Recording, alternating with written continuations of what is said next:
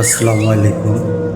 আজকে আমি এমন একটি ভিডিও নিয়ে আসছি যা হাজারো মানুষের কর্ম ছিল এই প্রতিষ্ঠানে, বেক্সিমকো ইন্ডাস্ট্রিয়াল পার্ক। এই প্রতিষ্ঠানে লক্ষ মানুষ প্রায় কর্মরত ছিল, যা এখন ধ্বংসস্তূপে পরিণত হয়েছে। এক সময় বলা হতো বেক্সিমকোকে স্বর্ণযুগ। যারা চাকরি করেছেন তারাই এর সব কিছু সুযোগ সুবিধা ভোগ করেছেন।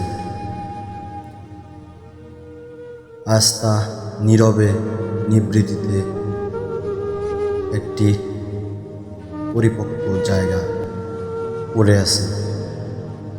সেই বেক্সিমকো যার মাধ্যমে হাজার হাজার কর্মসংস্থান তৈরি হয়েছিল, আজকে সেটা বিলীন হয়ে গেছে। আমরা আশা করি অতি দ্রুত যেন বেক্সিমকো ইন্ডাস্ট্রিয়াল খোলা হয়।